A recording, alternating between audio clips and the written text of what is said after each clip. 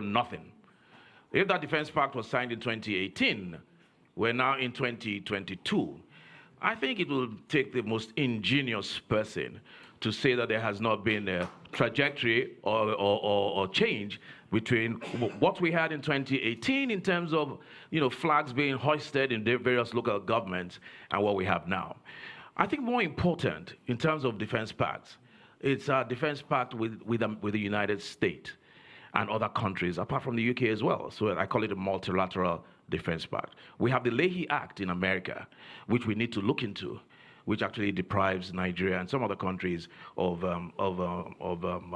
utilizing armaments that are manufactured in the United States. This is based on human rights records. But you cannot on one hand condemn terrorism, and on the other hand make it difficult for Nigeria to get arms from those countries. It's a no-brainer. That's what we're going to be going around in circles. So we're looking towards, and Ashwaji will be looking towards, and this is a matter that is dear to his heart, because without security, security is the bedrock. You can't actually build something on nothing. You have to secure the country first. So that's an area that this administration is looking at very, very seriously. And in terms of all the arms of government, defense sectors communicating with themselves as opposed to acting in silos is one area that Ashwaji Bola Ahmed is looking forward to in his administration. And I just want to use this opportunity to say this. There's going to be a lot of intersection between all the candidates and their programs and their manifestos. And you're left with only one thing.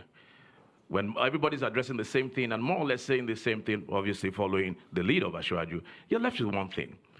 And that's what happens all over the world. A candidate runs on his records.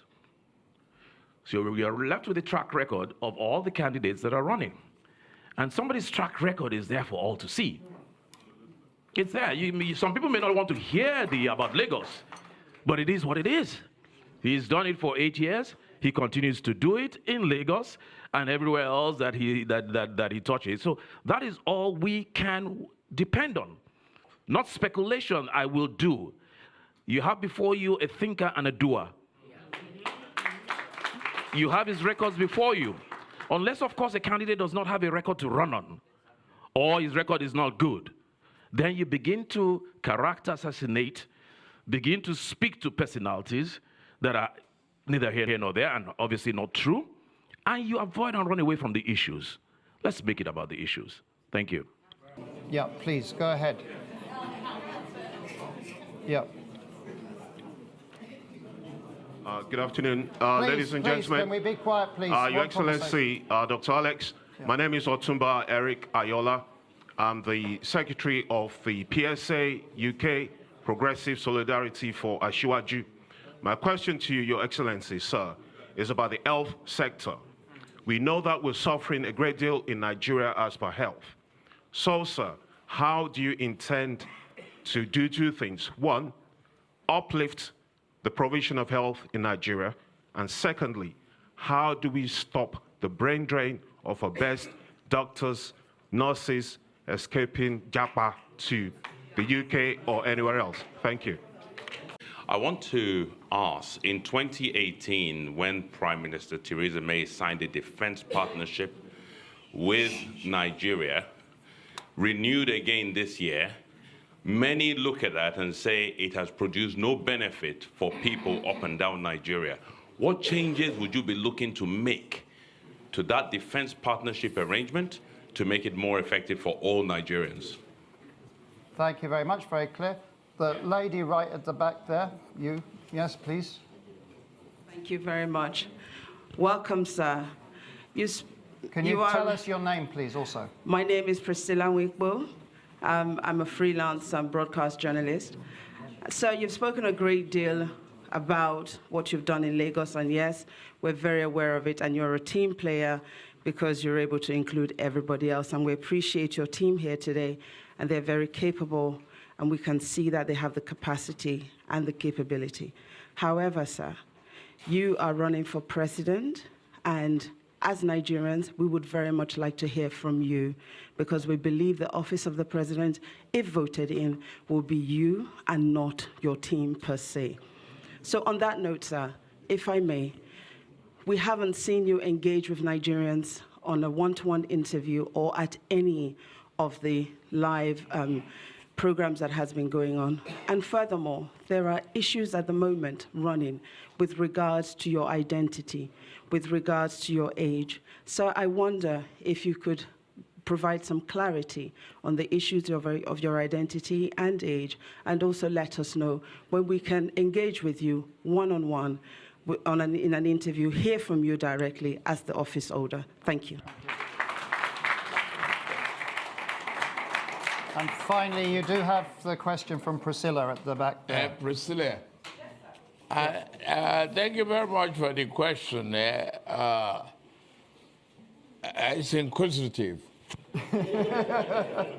But at the time of birth, I was dated March 29, 1952, and the family record. I didn't think then, that day, I've determined to be, or decided to be, a president of the Federal Republic of Nigeria. Not even that I will go to politics. I've a very good exposure in life. My record is consistent. And the school and the university, they question. They now convinced that they wasted their money and their time. The record is there. The transcript is there. So in March 1952, I'm not claiming another father. I am Tinubu and Tinubu proper. If they want a DNA, they could as well require for one. One of them has been even accused of not being a Nigerian citizen. I didn't touch that area. Yes. Equally, it remains the same. Deloitte, Chicago State University, where I graduated, has attested to that. Now I can announce that I've received my original replacement degree certificate from them. The Deloitte trained me as an accounting firm. Mobile has attested to my record, a standing record. I got to the pinnacle of my career. And the